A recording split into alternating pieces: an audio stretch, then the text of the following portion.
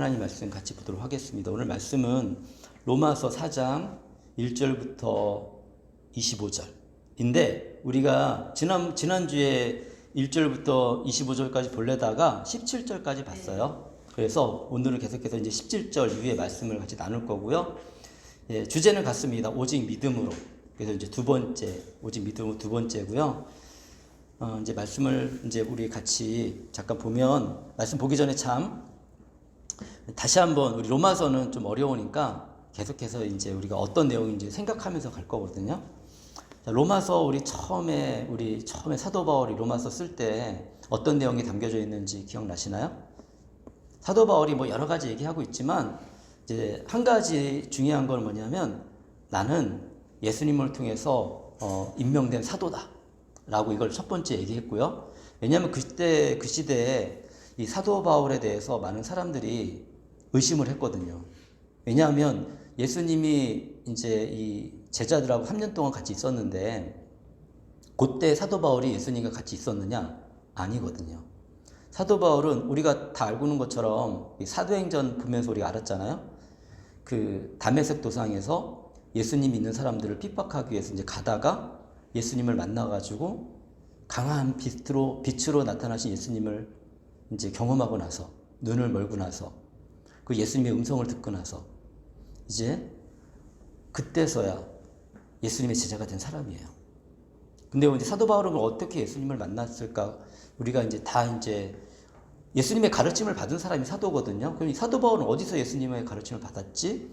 이제 성경에 보면 그 힌트를 주는데 뭐냐면, 그 일이 있은 이후에 갈라디아에서 보면 사도 바울이 아라비아 광야로 간다고 자기가 기록해 놨어요.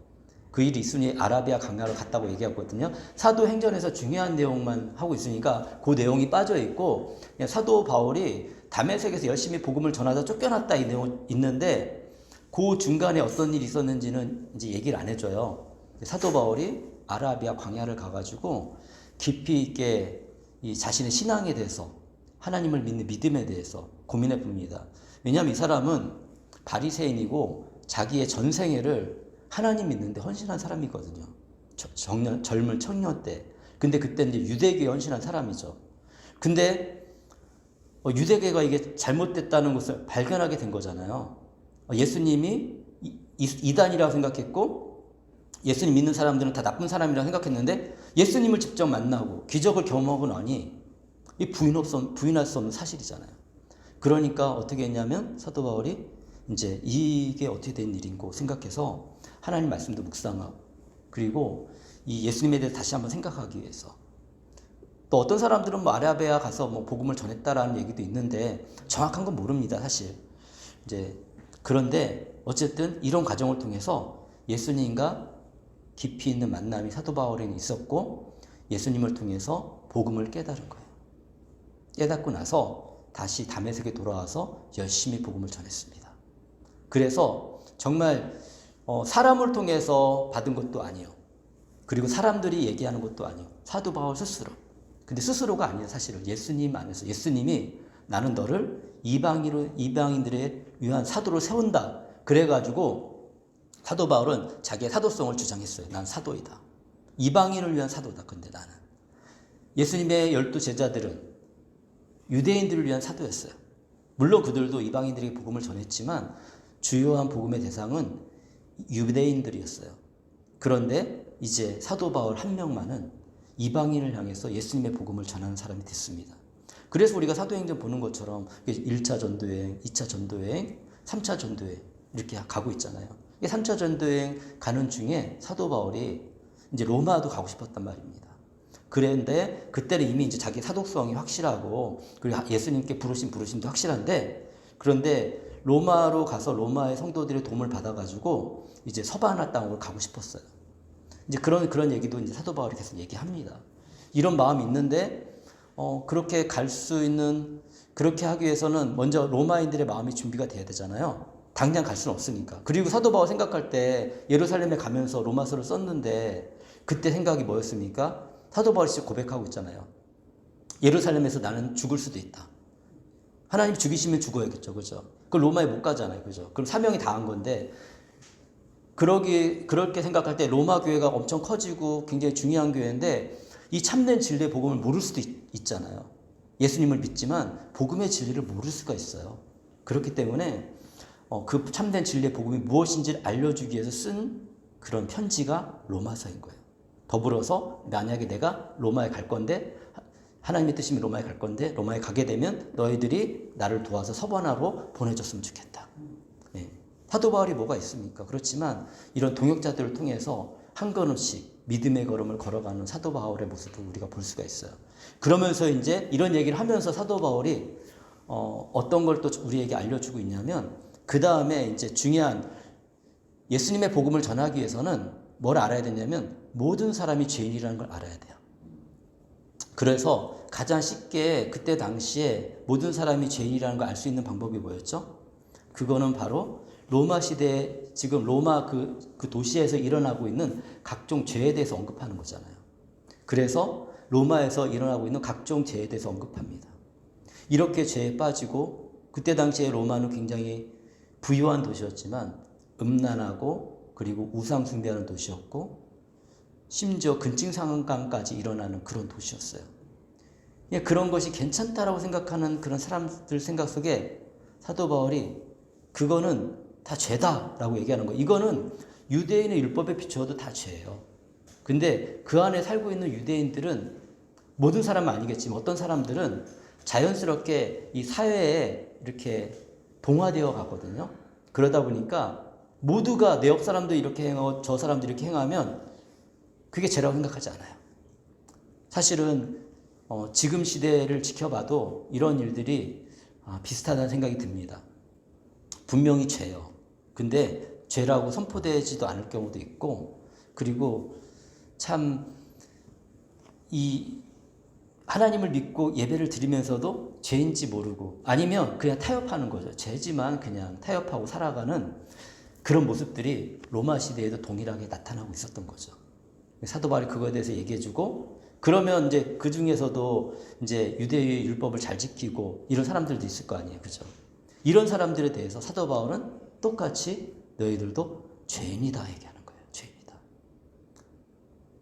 유대인들은 제가 누누이 얘기했지만 유대의 율법을 표면적인 유대의 율법 중요한 몇 가지를 잘 지키고 그리고 할례를 받았으면 자신은 구원을 받을 수 있다고 생각을 했어요. 바로 이런 영원한 삶에 대해서 생각을 가지고 있는 사람들이 있었는데 그 사람들을 바리새인이라고 했어요. 그리고 철저하게 율법을 잘 지키려고 노력하는 사람이었어요. 그런데 문제는 뭐냐면 사도 바울도 경험했고 제가 이거 얘기하면서 고넬료 얘기도 했습니다. 요한복음에서 고넬료가 나오거든요. 사도 바울과 고넬료의 공통점이 있어요. 이 사람들은 양심 있는 사람이에요. 양심. 뭐냐면 하나님의 율법에 비추어 봤을 때 내가 정말 완벽하게 하나님 율법에 따라 잘 살고 있는 사람인가? 라고 비춰봤을 때 그렇지 않은 모습들이 은연중에 떠오르는 거죠. 사실 우리 크리스찬들도 교회를 다니고 예수님 믿고 살아가지만 우리 안에 문제가 있다는 것을 알고 있고 또 알아야 됩니다. 죄가 조금이라도 있으면 그러면 이 사람은 구원받을 수 있는 자격이 없는 거예요.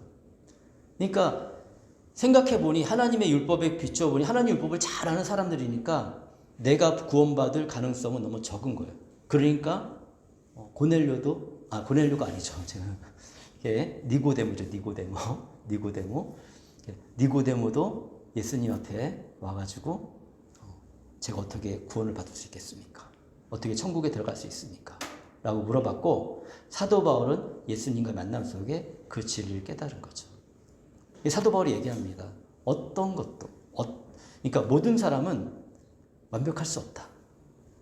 율법을 완벽하게 지키는 사람이 없다. 율법은 죄를 깨닫게 해주는 거지 그 율법을 통해서 우리가 정말 더 신실한 믿음의 사람을 살아갈 수 있는 힘을 잃어버린다라고 얘기하는 거예요.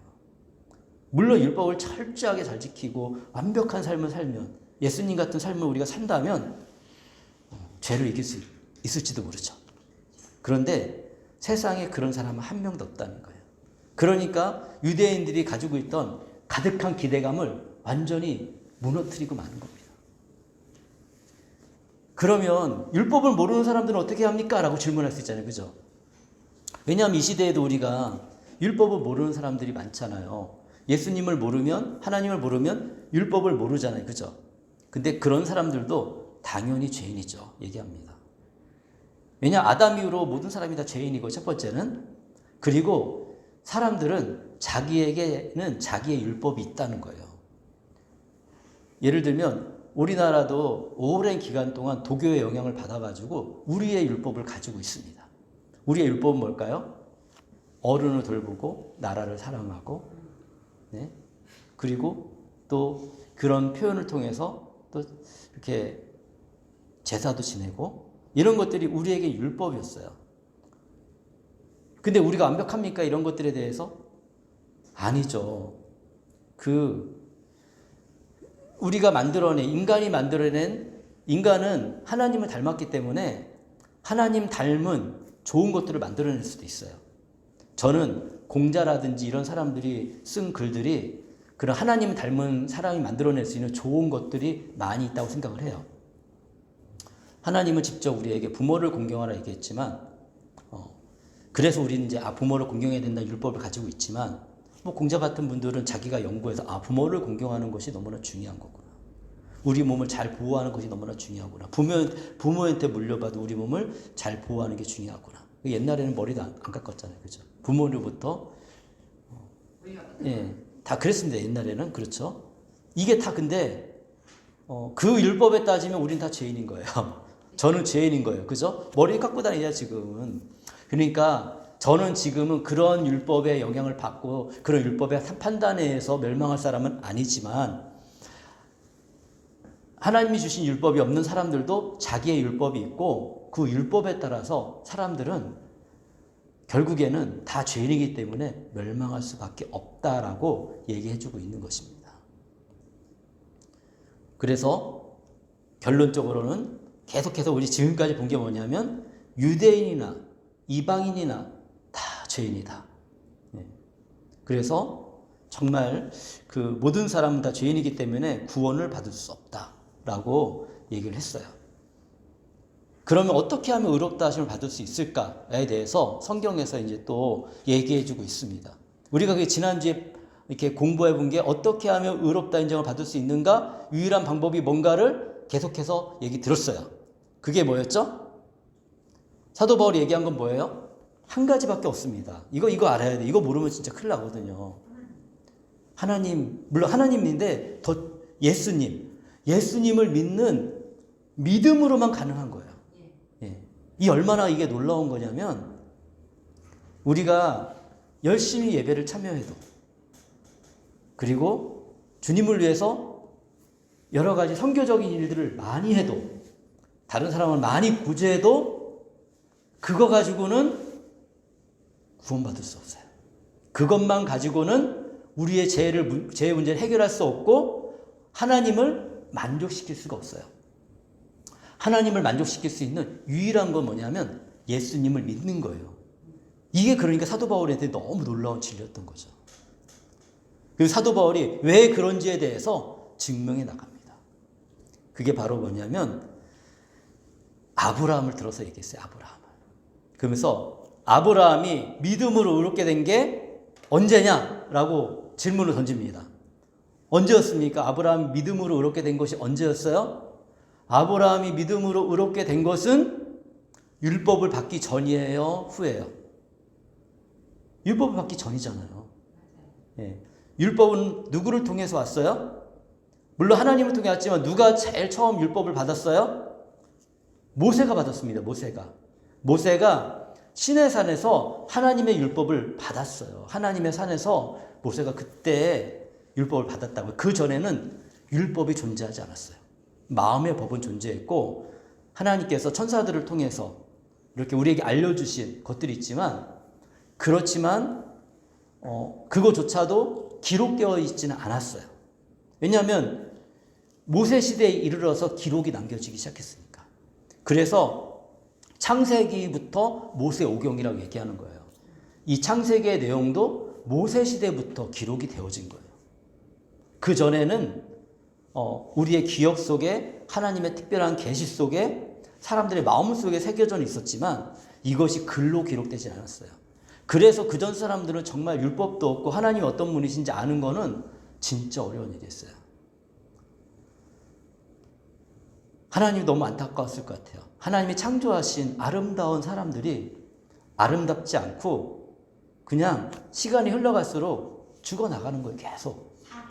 예, 사람이 사실 우리들도 하나님이 은혜 베푸시지 않았으면 우리들도 이 땅에서 살지만 우리 생애가 얼마나 길겠습니까? 우리 생애가 지금 100세 시대라고 하지만 100세까지 살기도 사실 쉽지 않거든요. 현재는. 그럼 하나님 모르면은 똑같아요. 모든 사람이 지금까지 창조 이래 아담이 범죄한 이래로 지금까지 모든 사람은 하나님 마음속에 안타깝고 너무 슬프실 것 같아요. 왜냐하면 이제 모든 사람은 아니죠. 이제 지금 예수님 때문에 구원받은 사람이 있으니까 대부분의 사람은 계속 쓰러져 넘어지고 있어요. 영원한 죽음으로. 내가 아름다운 작품을 만들었는데 아름다운 작품이 자꾸만 부서지고 파괴되면 내 마음이 어때요? 속상하죠. 그러면은 내가 이 작품을 정말 좋아하면 어떡하겠어요? 이 작품을 정말 좋아하면 그러면 이 작품을 새롭게 만들겠죠. 아니면 이 작품이 새로워질 수 있도록 튼튼해질 수 있도록 방법을 강구하겠죠. 그게 바로 뭐냐면 하나님이 사람을 선택하시는 거였어요. 제일 처음에 누구를 선택하셨냐면 아브라함을 선택하신 거예요. 사실은 하나님이 아브라함 선택하기 전에 사람들을 계속 선택하셨어요. 처음에 아담을 만드셨죠. 아담 만드셨는데 인간이 자꾸만 다 그렇게 멸망하고 쓰러져 버리는 거예요. 아무도 하나님을 모르는 거예요. 그 지경이 됐어요. 그런 시대 가운데 하나님이 한 사람을 선택하십니다. 누구였냐면 노아였어요. 노아. 네. 노아를 통해서 하나님이 홍수로 심판하시고 새로운 시작을 했어요. 노아의 가족들은 괜찮겠지. 우리는 모두 다 노아의 후손들이거든요. 그런데 노아의 후손들이 어떠했습니까? 하나님을 기억했습니까? 아니요. 아브라함 시대에 이르렀을 때는 많은 사람들이 하나님을 기억하지 못했어요. 간간히 욥과 같은 사람이 있었어요. 욥의 시대와 아브라함의 시대가 거의 비슷하거든요. 그러니까 그 욥과 같은 사람은 하나님을 기억하고 있는 사람이었어요. 그렇지만 정말 이 사람은 또 아브라함 같은 역할을 하는 사람은 아니었어요. 우리에게 하나님을 신뢰하고 인내하면 하나님께서 어떻게 우리를 이렇게 돌봐주시는지에 대한 성경의 기록은 있지만 그것을 위한 역할을 하는 사람이었고 온 인류를 구원하기 위해서 선택한 사람은 욥이 아니라 아브라함이었죠. 근데 아브라함도 어떤 사람이었습니까? 아브라함도 원래는 하나님을 잘 모르는 여러 이방신에 둘러싸여 살아가던 사람이었는데 하나님께서 자신을 아브라함에게 보여주신 거예요. 우리들도 마찬가지입니다. 우리들도 정말 하나님을 없는 세상 속에서 우리가 살아가고 있는데 하나님께서 누군가를 통해서 우리에게 자신을 보여주셨어요. 이게 예수님 시대에 하나님이 하시는 방법이에요. 예수님 전 시대에는 하나님이 직접 나타나셔서 어떤 사람을 만나주시고 계시하시고 이렇게 하셨거든요. 특별한 사람들에게. 그러니까 정말 하나님을 알고 지내는 사람들은 더 적었어요. 그런데 예수님 이후로는 이제는 더 많은 사람이 하나님을 알 수 있도록 이제는 특별한 사람들만 성령님과 함께 할 수 있었는데 이제는 예수님을 믿는 사람들에게는 성령님이 함께 하셔서 그래서 하나님께서 일을 시작하셨는데 그 중요한 사람이 아브라함이었고 아브라함 이후에 한참 지난 다음에 500년이나 지나서 모세가 나오거든요. 이거 엄청난 시간이 흐르는 거잖아요. 그죠? 그런데 이미 그 아브라함 시대에 하나님이 우리를 구원을 위한 계획을 세워놓으신 거예요. 그게 뭐냐면 아브라함이 하나님을 믿은 거예요. 자, 근데 이 믿음이 어떤 믿음인지 우리가 이제 오늘은 좀 깊이 있게 좀 봐야 됩니다. 그러면 이제 말씀으로 들어갈게요. 18절에 아브라함은 희망이 사라진 때에도 바라면서 믿었으므로. 이게 중요합니다. 희망이 사라진 때에도 바라면서 믿었다. 이거 진짜 쉬운 게 아닙니다. 우리는 사람은요, 희망을 가지고 사는 거예요, 희망을. 가능성을 보고, 그죠? 사실 저도 오늘을 살아가면서 그 가능성을 보고서 오늘의 삶을 살아갑니다. 이 믿음으로 한 걸음을 내딛어요. 저도 그렇거든요. 가능성이 안 보일 때 이런 순간이 인생 가운데 조금 경험해 봤어요. 한 2번 정도 경험해 본 것 같아요. 한 번은 학교를 졸업하고 저는 이제 처음에 이제 전문대를 나왔거든요. 전문대를 졸업하고 군대를 가기 직전인데 제가 할 수 있는 게 아무것도 없더라고요. 뭐 그때는 뭐 이렇게 뭔가 이렇게 행동이 빠릿빠릿한 아이도 아니었기 때문에 뭘 하려고 의지도 별로 없었어요. 되게 인생이 걱정이 되더라고요. 제가 그 순간에 붙잡을 수 있는 거는 하나님 한 분밖에 계시지 않았습니다. 정말. 한 8개월 정도의 기간이었는데 군대 가기 전까지 너무 힘들었어요. 너무 힘들었어요. 뭔가 하고 있지만 내가 왜냐하면 그때 당시에 제가 편입을 하려고 편입시험을 봤는데 편입시험도 떨어졌죠. 그리고 졸업한 직장은 당연히 못해요. 전문대 졸업해가지고 이제 제대로 된 직장을 갈 수가 없어요. 왜냐면 군대를 가야 되니까. 군대를 안 갔다 왔으니까.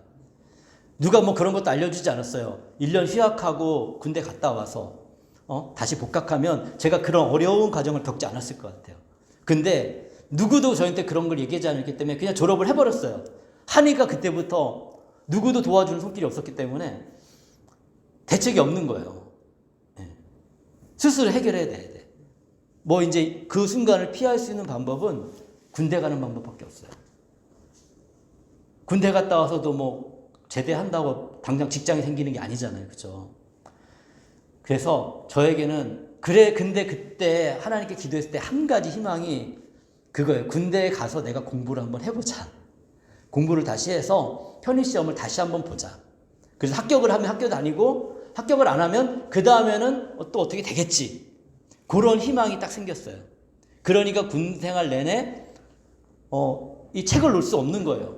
희망이 있으니까. 그래서 저 28개월 동안 해군에서 군 생활을 했는데 그동안 계속 그 마음을 품고 기도하면서 뭐 쓰러지기도 했지만 또 하나님을 의지하면서 공부를 하고 또 공부를 하고 공부를 했어요. 실력도 안 되는데. 그런 적이 한 번 있고요. 이 희망이 사라진 때를 얘기하기 위해서 그런 거예요. 저는 또 이제 CCC 간사로 오랫동안 살고 있잖아요. 이 CCC 간사들은 이 후원을 받아서 살거든요. 그런데 중국에서 사역을 할 때 정말 후원이 안 되는 적이 있어요. 그래서 심지어 어떤 얘기까지 들었냐면 이 CCC 본부로부터 당신은 후원이 안 되니까 이 선교를 멈추고 나와야 될 것 같습니다. 선교를 멈추고 나와야 될 것 같습니다. 네, 이런 상황까지.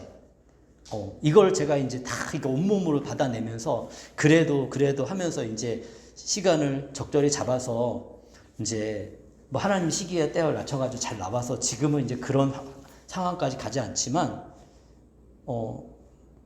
대책이 없는 거예요, 진짜. 선교지에 있는데 한국에서 제가 뭐 유명한 사람도 아니고 평신도 그때 당시에 신학도 안 했기 때문에 일반적으로 교회에서는 평신도 선교사를 쳐주지 않았어요. 그러니까 제가 뭘 경험해, 저는 노력을 하는 사람이거든요. 그 선교를 나갈 때 어떻게 했냐면 제가 이제 충주에서 이제 간사 생활을 했으니까 굉장히 규모 있는 교회들, 충주에서 그래도 규모 있고 이름 있는 교회들을 제가 다 찾아갔어요. 잘 준비해가지고 이런 선교지를 나가는데 선교에 동역해 주십시오 라고 했는데 정말 저를 아는 교회 한 2군데 아주 작은 교회가 저를 후원했고 동역해 줬지 아무도 동역해 주지 않았어요. 그러니까 이제 선교지에서도 후원이 안 되죠. 그러니까 그런 걸 경험하니까 대책이 없고 방법이 없는 하나님 저걸 어떻게 해야 되죠? 정말로 저 혼자지만 정말 그 마음속에 홀로 진짜 눈물을 흘리며 기도하고 답답한 심정을 하나님께 외치던 때가 정말 많이 좀 있었습니다. 희망이 사라진 때에도 근데 그럼에도 불구하고 우리는 어떻게 될까? 하나님을 믿어야 된다. 제가 이제 예화를 생각해 보세요. 생산 능력이 없어요, 아브라함이. 생산 능력이 없다는 건 이제 아기를 가질 가능성이 자기가 생각할 때는 100% 없는 거예요, 100%. 그러니까 믿기가 힘들죠. 너의 자손이 이와 같이 많아질 것이다. 말씀대로.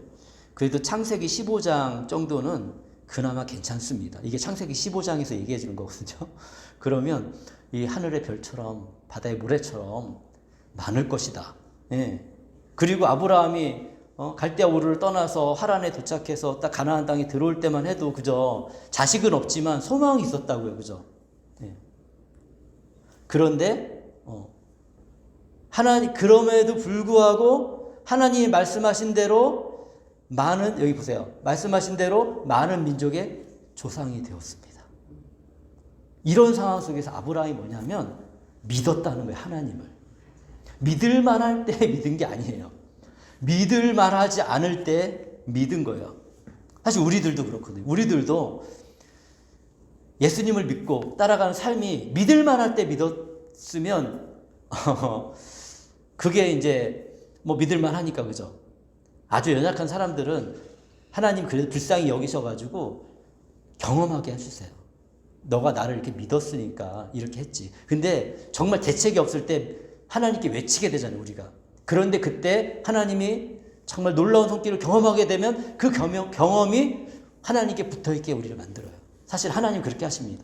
근데 그 순간에는 믿을만하지 않을 때 하나님께 기도하는 거예요. 그랬을 때 하나님이 기도를 응답해 주셨을 때 하나님은 정말 이런 분이시구나 하고서 우리가 믿는 거지. 이렇게 우리가 충분히 해도 되는데 하나님 의지해서 어떻게 잘 됐네? 이래서는 믿음이 안 생겨요. 이 사람이 참 놀라워. 이렇게 그래서 사람이 참 안타까운 건 저는 생각합니다. 그냥 이러면 이렇다 하고 믿으면 되는데 제 주변을 돌아봐도 한 사람도 그렇게 믿는 사람이 없는 것 같아. 이렇게 다 계산하고 생각하고 그러다가 내 노력 끝까지 해보다가 안 됐을 때 그때 이제 하나님은 조금 아니까 이런 메시지를 통해 하나님 알게 되거든요. 그때 하나님 저는 대책이 없으니까 하나님께서 도와주십시오. 그럼에도 불구하고 하나님께서 일을 행하실 것을 저는 믿습니다. 이럴 때 하나님을 경험하게 돼요. 보세요. 19, 20절에 그는 나이가 100세가 되어서 이거는 17장 내용입니다. 17장. 이제 시간이 흘러서 15장에서 17장은 굉장히 긴 시간이에요. 우리는 금방 읽지만 100세가 되었어요. 아브라함이. 자기 몸이 이미 죽은 거나 다름없고 가능성이 없다는 거예요. 또한 사라의 태도 죽은 거나 다름이 없는 줄 알면서도 사라도 생리를 안 한 지 진짜 오래된 거예요. 뭐 그냥 한두 달 지나면 가능성 있죠. 그죠? 한두 달 안 할 수 있어. 근데 생각해 보세요. 한 10년을 안 했다. 가능성 있습니까? 누구도 가능성 있다고 생각하지 않아요. 그죠? 현대는 더 그러죠. 현대는 우리가 과학기술이 발달해가지고 원리를 다 알잖아요. 그때보다 훨씬 똑똑해졌잖아요. 저희가 우리 몸속을 다 들여다보니까 가능성 없다라고 생각을 했죠. 그러한 때 알면서도 그런 걸 알면서도 가능성 없다는 걸 알면서도 그는 믿음이 약해지지 않았습니다. 이게 믿음의 원리예요. 이게 믿음의 원리. 이해가 되시는지 모르겠는데 이걸 알아야 돼요. 불가능한데 믿는 거예요. 불가능한데. 우리가 구원을 받는 것도 내가 생각할 때 나는 불가능한데 믿으면 누구든지 그렇잖아요. 예수님만 믿으면 내가 의롭게 될 수 있어? 다 의심하거든요.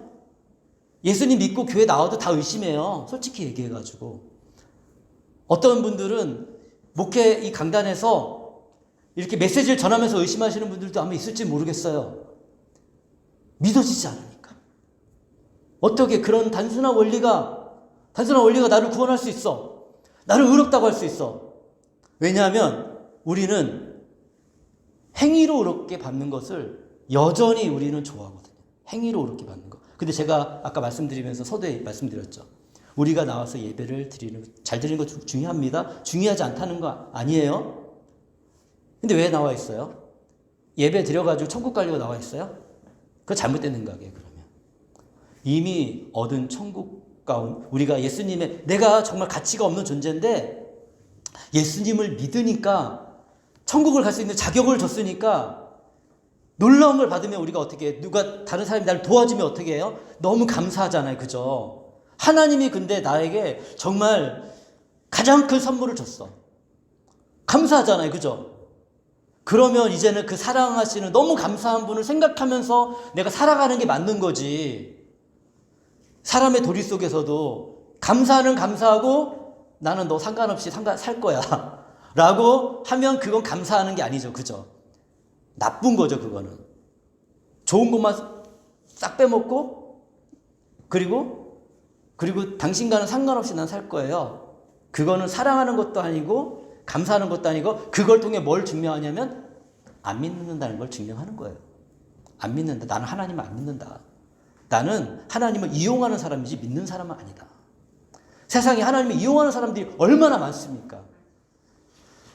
그걸 볼 때마다 너무 답답하고 아프고 힘들지만 사람은 모든 것이 자기 행위에 따라서 의롭다고 생각하며 지금까지 살았기 때문에 유대인뿐만 아니라 이방인들이 우리들도 다 그렇게 살아왔고 그것이 옳다라고 생각하기 때문에 예수님을 이용하려는 사람이 많지 예수님을 믿으려는 사람들은 너무 적다. 그런 것 같습니다. 아니 그런 것 같은 게 아니라 그래요. 실질적으로 그렇습니다. 그런데 아브라함은 그런 사람은 아니었어요. 아브라함이 하나님 믿고 하나님 내팽개치고 마음대로 막 살았나요?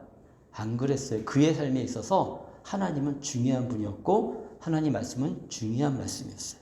그렇기 때문에 그는 끝까지 하나님을 믿는 믿음으로 하나님을 섬기는 사람으로 살았지 다른 이방신이나 다른 것을 찾지는 않았습니다.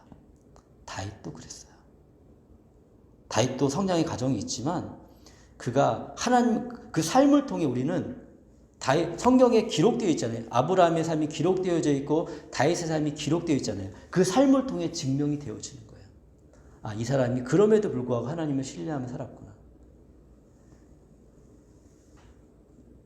아브라함도 자신의 씨를 바라봤으며 자신의 후손을 바라봤으며 이삭이 아니에요. 야곱이 아니에요. 야곱의 12아들이 아니에요. 다윗이 아니에요. 예수님, 하나님 약속하신 그분을 바라봤으면 그 믿는 믿음으로 구원을 받을 수 있는 거예요. 그래서 믿음이 무엇인가를 알려주기 위해서 하나님께서 이렇게 어려운 선택을 하신 거예요. 사도 바울이 이것을 깨달았다는 자체가 너무 놀랍고요. 사도 바울 덕분에 저도 이걸 깨닫고 오늘 믿음의 삶을 살아가고 있다는 게 너무 감사합니다. 사도 바울이 가르쳐주지 않았으면 몰랐어요. 그래서 기록이 중요한 거예요. 내 삶의 기록도 중요하고 성경의 기록이 중요한 거예요. 성경이 없었으면 우리가 이런 거 알 수 있었겠어요? 사도 바울이 나는 그냥 죽어버렸으면 로마서 기록하지 않고 그냥 죽어버렸으면 우리가 이런 거 알 수 있어요? 모르는 거예요. 근데 사도 바울이 기록했기 때문에. 그렇기 때문에 우리는 성경을 알아야 돼요. 성경을 모르면 속아 넘어가기 진짜 쉽습니다. 제대로 모르면 그냥 진짜 세상에 나쁜 사람 많거든요. 기독교 이단도 너무 많고 제대로 말씀을 전하지 않는 사람도 너무 많고 이거 이용해서 배를 불리는 사람도 너무 많고 내 판단할 수 있는 능력이 없으면 그냥 다 쓰러져서 그냥 똑같이 가는 거예요. 조금 아는 것 같이 알다가 그냥 끝나버리는 거예요. 얼마나 아쉬워요. 믿음이 가졌는지 알았는데 믿음이 없는 거예요. 얼마나 아쉽습니까? 그 믿음이 뭔지를 모르고서 그냥 나는 믿는다고 생각하며 살아가는데 여전히 믿음 없이 살아가는 거예요. 그래서 하나님의 약속을 믿고 의심하지 않아야 됩니다. 않았습니다. 아브라함은 오히려 그는 믿음이 굳세어져서 하나님께 영광을 돌렸습니다. 얼마나 감사합니까? 우리들도 하나님께 영광을 돌리는 삶을 계속해서 우리가 살아가야 됩니다. 네. 21, 22절에 그는 하나님께서 스스로 약속하신 바를 능히 이루실 것이라고 확신하였습니다. 가능성 없을 때 확신. 저도 참 부러워요. 이런 믿음을 가졌으면 좋겠어요. 저도. 불가능해 보이지만 하나님이 그렇게 하신다는 확신을 가졌으면 좋겠어요. 근데 저는 흔들리거든요. 흔들릴 때가 있거든요. 그럼에도 불구하고 그래도 하나님은 저를 의지합니다. 저는 우리 성도님들이 그럼에도 불구하고 하나님을 의지했으면 좋겠어요. 그런 믿음을 가졌으면 좋겠어요. 그래서 하나님께서는 이것을 보시고 그를 의롭다고 여겨주셨습니다. 아무나 어렵다고 여겨주시는 게 아니에요. 그 믿음을 가진 사람. 불가능해 보여도 우리가 영원한 천국에 갈 것이라는 것이 가능해 보입니까? 쉽지 않죠. 뭐 천국 자체가 있다고 믿지를 않는데 어떤 사람들은 예수님을 믿고 교회를 다니지만 천국 자체가 있다고 믿지 않은 사람들도 많아요. 왜냐하면 내가 알고 있는 지식 안에서는 불가능해 보이니까, 보이지 않으니까. 그런데 성경을 보면 성경에는 있다라고 얘기하거든요. 예수님이 낙원을 약속하셨고 예수님이 계속해서 하신 말씀들이 있잖아요. 사도들도 그것을 바라보고 살았잖아요. 그죠? 그런데 어떤 사람이 있다고 안 믿습니다. 이건 믿음의 문제예요. 불가능해 보이지만 나는 믿고 살아갈 것인가? 아니면 불가능해 보이지만 나는 불가능해 보이기 때문에 안 믿고 살아갈 것인가? 그냥 성경을 도덕적인 경전으로 생각하고 도덕적인 삶을 잘 살다가 끝날 것인가? 성경은 도덕적인 경전은 아닙니다. 성경은 우리에게 믿음을 주는 책이고 믿음이 무엇인지를 설명하는 책이지, 우리가 믿음을 가지고 어떻게 잘 살아갈 수 있는지를 가르쳐주는 책이지, 도덕적으로 어떻게 잘 사는 걸 가르쳐주는 책은 아니에요. 예수님 믿으면 우리를 의롭다 여기십니다. 24절에 그가 의롭다는 인정을 받았다는 말은 아브라함만 위하여 기록된 것이 아니라 하나님께서 의롭다고 여겨주실 우리, 곧 우리 주 예수를 죽은 사람들 가운데서 살리신 분을 믿는 우리까지 또 위한 것입니다. 우리는 무엇을 믿죠? 아브라함은 믿음으로 의롭게 됐어요. 하나님께서 아브라함 모든 민족의 제사장을 세우겠다는 말씀을 아브라함 믿었고 그 믿음을 하나님은 의로 여기셨고, 우리는 예수님이 죽은 자, 하나님께서 예수님을 죽은 자 가운데서 살리셨다. 그분을 믿으면 우리의 모든 죄는 용서가 된다. 예수님께서 우리 죄를 위해서 십자가에 죽으셨고 그분은 죄가 없다. 죽은 사람이 살아났다. 이거를 우리는 믿는 거예요. 그리고 나도 그 믿음을 가지면 육신은 썩어서 없어질지라도 우리의 영혼은 예수님이 약속하신 낙원에 거하거나 아니면 예수님께서 이제 마지막 날 심판 때에 함께 가지고 오실 영원한 천국 가운데 나는 거하게 될 것이다. 하나님의 심판은 있을 것이다. 라는 것들을 우리는 보이지 않고 만져지지도 않고 가능성이 없어 보이는데도 불구하고 믿는 겁니다. 그것이 믿음이에요. 그런데 그 믿음을 가지고 살면 놀라운 일들을 경험하게 됩니다. 우리가 살아가면서도 이 믿음이 맞다는 것을 경험하게 해주세요. 아브라함이 이삭을 낳는 순간 무엇을 경험했겠습니까? 하나님이 맞구나. 믿음이 더 견고해지죠. 우리들에게 어떤 소망이 있습니까? 이 땅에 살아가면서. 그 소망이 이루어지는 그 순간을 위해서 여러분 기도하고 있습니까? 그 믿음을 가지고 간구하고 있고 또 하나님을 기다리고 있습니까? 하나님의 시간을.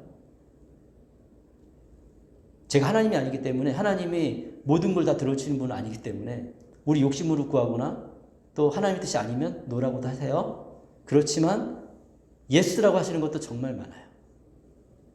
제가 그렇잖아요. 지금 나이 50이 넘어서 지금의 삶을 돌아보면 제가 과거에 20살 때 겪었던 그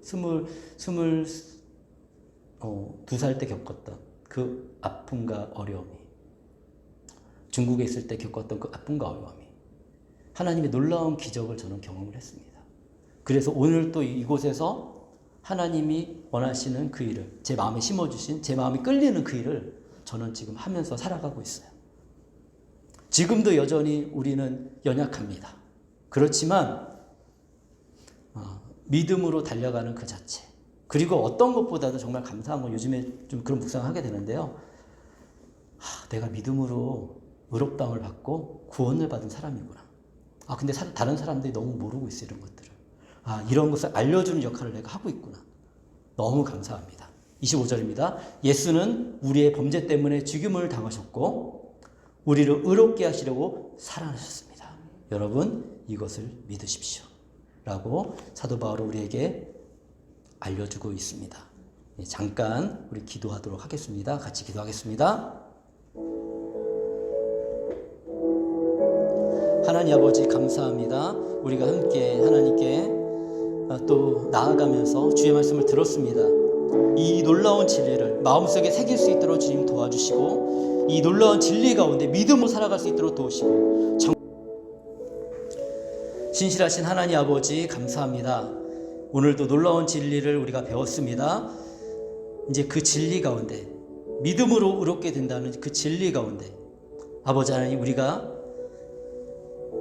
거하며 믿으며 정말 하나님이 주신 그 약속의 말씀을 믿고 살아가는 삶이 되게 해주시고 또 여전히 이 진리를 깨닫지 못하고 알지 못하며 세상에서 죽어가고 쓰러지고 있는 사람들에게 이 진리를 우리 각자의 역할 속에서 전할 수 있는 저희들 될 수 있도록 주님 인도하여 주시옵소서. 이제는 우리 주 예수 그리스도의 은혜와 하나님의 사랑과 성령님의 함께하심이 이 진리를 깨닫고 믿음으로 살아가는 이 믿음의 모든 성도들에게 지금부터 영원까지 함께 있을지어다. 아멘.